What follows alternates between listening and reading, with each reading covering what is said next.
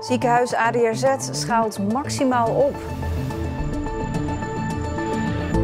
Het is donderdag 2 april. Dit is Zeeland Nu. Andere afdelingen maken plaats voor coronapatiënten. Brandweerkraan brengt taart bij jarigen. En adviseur werkt stug door aan compensatie Zeeland. Dag dames en heren. Achter de deuren van het ADRZ in Goes is zo'n beetje een militaire operatie gaande.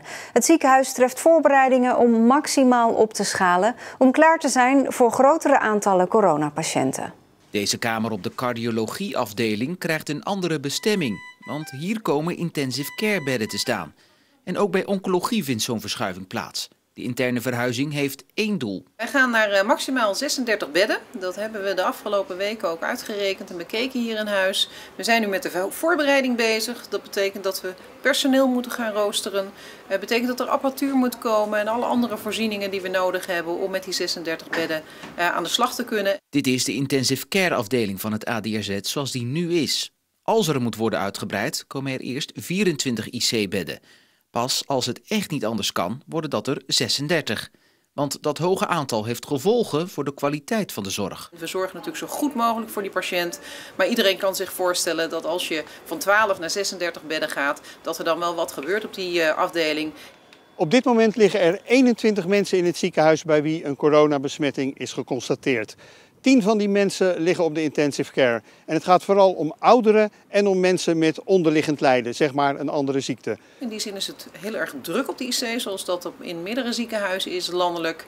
Maar het is zeker beheersbaar. We verwachten eigenlijk wel dat binnen onze regio er de komende 2-3 weken wel een grotere toestroom gaat komen. En bij ziekenhuis Zorgzaam in Zeeuws-Vlaanderen is een vergelijkbare omschakeling gaande. Ook daar zijn afdelingen ingericht speciaal voor coronapatiënten. En dan de dagelijkse cijfers wat betreft corona. Sinds gisteren zijn 4 Zeeuwen overleden. En daarmee komt het totale aantal doden in Zeeland op 20. Er zijn de afgelopen 24 uur 30 Zeeuwen positief getest op het virus. Daarvan meer dan de helft op Tolen. En volgens de GGD komt dat doordat veel Tolenaren in de zorg werken. En zorgpersoneel wordt eerder getest. Thuiswerken is in sommige beroepen onmogelijk. Zo ook voor rijschoolhouders. Die zitten nu werkloos thuis. En ook alle mensen die rijlessen aan het volgen waren, kunnen niet verder.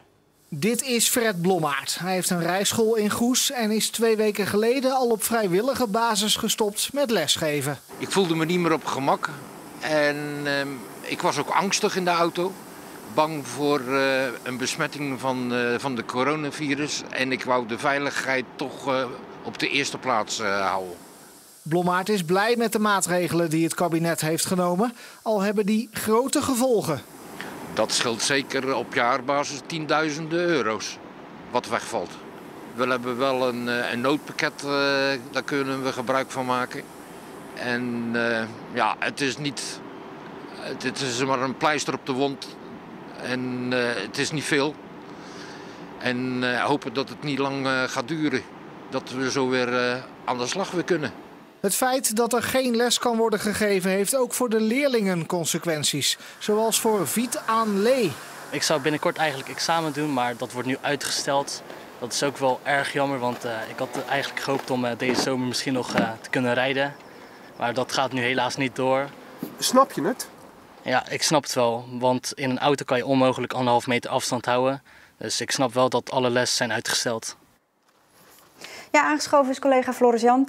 Meestal dan nemen we aan deze desk wat mooie, hartverwarmende initiatieven door die je op onze website kunt vinden of in de liveblog. Maar vandaag beginnen we met iets verdrietigs. Ja, met ook wel een bijzonder verhaal. Dat van een dochter die haar vader zag sterven aan de gevolgen van het coronavirus en daarom een oproep wilde doen. Dat is natuurlijk wel bijzonder omdat we natuurlijk altijd overspoeld worden met allerlei cijfers. En ja, die zijn vrij kil, daar kan je niet zoveel mee. En nu hoor je dan eens het verhaal achter die cijfers en dat is dan dus wel indrukwekkend. Als we het hadden mogen zeggen, dan hadden we natuurlijk gekozen voor een ander afscheid. Niet achter het glas een handkusje toewerpen en het laatste moment van je vader moeten opnemen van achter het glas. Het is niet te bevatten wat er op dit moment allemaal speelt. Ik wil waarschuwen, mensen, wees alert. Denk er niet te lucht over. En denk niet alleen aan jezelf. Ja, indrukwekkend inderdaad. Het hele verhaal en ook het hele interview is terug te luisteren op onze website omroepzeeland.nl. En dan andere dingen uit ons liveblog. Ja, maaltijdboxen. Dat is iets helemaal van nu, hè, dat je alles thuis bezorgd krijgt, alle boodschappen en dan zelf wat kan gaan koken. Het blijkt ook nu een uitkomst te zijn voor heel veel agrariërs. Omdat hun hele afzetmarkt natuurlijk in elkaar is gedonderd. Restaurants en andere horeca kunnen hun spullen niet meer overnemen. En dus hebben ze nu in Zeeuws-Vlaanderen alle spullen in maaltijdboxen gedaan. En die worden dus verstuurd naar iedereen die dat wil hebben.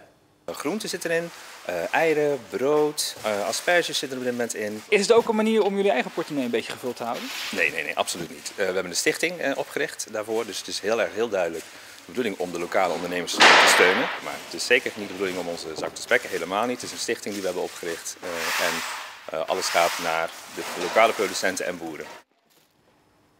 En eventueel zou je corona dan weer door kunnen geven doordat zij die producten vast hebben gehad en dan pak je thuis weer aan. En daarom hebben ze dus allemaal mondkapjes op en handschoenen aan om te zorgen dat de besmetting dan niet in ieder geval via de boodschappen zou gaan gebeuren. Ja, dat zou wel vervelend zijn, ja.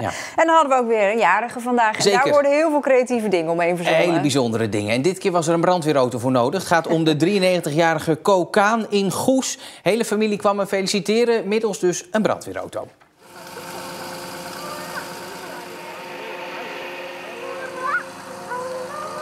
Er zijn wel die bij 50, 60 man en er zijn wel wat in, maar nu zijn ze allemaal op de grond. Hè? Ik vind het fantastisch. En morgen wordt weer iemand gefeliciteerd met een draaiorgel in een bejaardentehuis. Dus er wordt inderdaad van alles verzonnen. Dit en heel ander nieuws over corona en alles wat ermee te maken heeft vind je natuurlijk altijd in dat liveblog op onze website. Maar volg ook onze social kanalen Instagram en Facebook. En dan ook speciaal nog even de Facebookpagina van Trots op Zeeland. Alles te vinden daar. Dankjewel, Floris-Jan.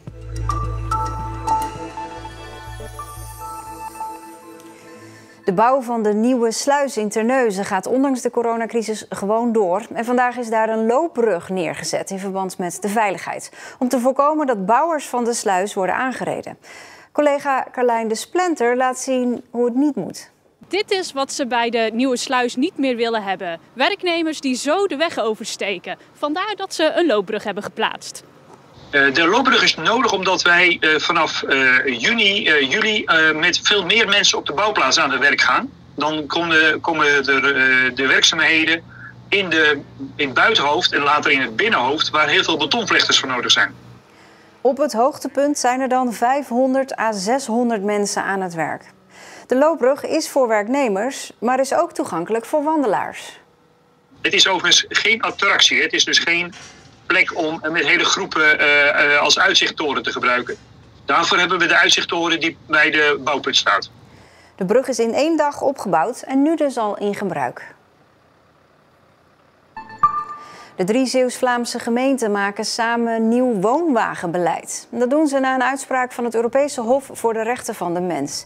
Daarin wordt gesteld dat woonwagenbewoners een minderheidsgroep zijn met een eigen culturele identiteit. En gemeenten mogen daarom geen beleid meer voeren dat erop gericht is alle woonwagens weg te krijgen. Zeeuws-Vlaanderen telt 14 woonwagenkampen van de 27 die er in totaal zijn in Zeeland.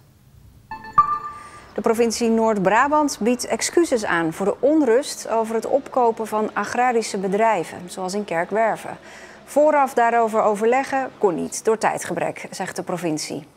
Brabant koopt bedrijven buiten de eigen provincie op en sluit ze vervolgens om stikstofregels te omzeilen. Brabant betreurt de ophef en benadrukt dat het om bedrijven gaat die al niet meer actief waren. Maar er zijn inmiddels Kamervragen gesteld over deze kwestie.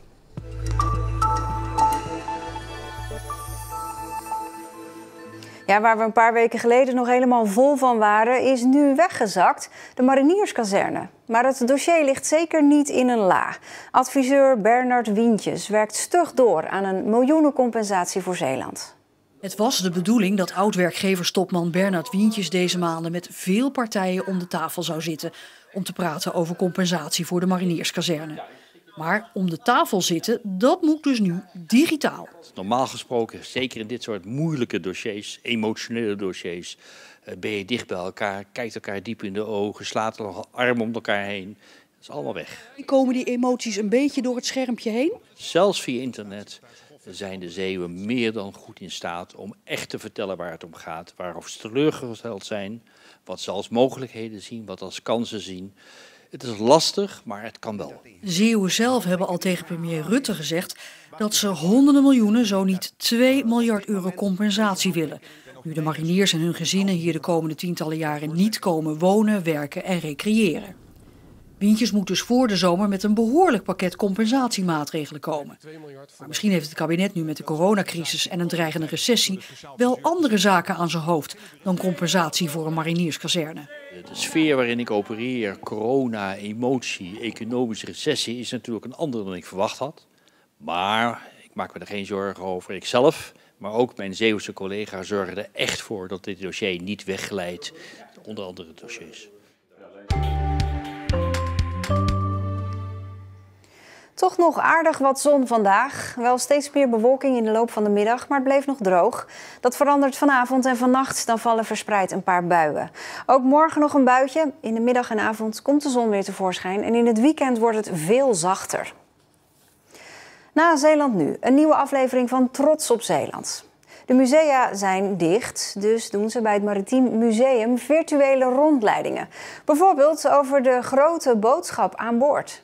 Daarom was er op elk schip een klein hokje gemaakt met een plank overboord met een gat erin, waar de mannen op gingen zitten om een grote boodschap te doen. En om hun billen af te vegen haalden ze dit uit het water. Ja, en als je daar nou alles van wil weten, moet je zeker blijven kijken. Tot zover Zeeland Nu. Een hele fijne avond.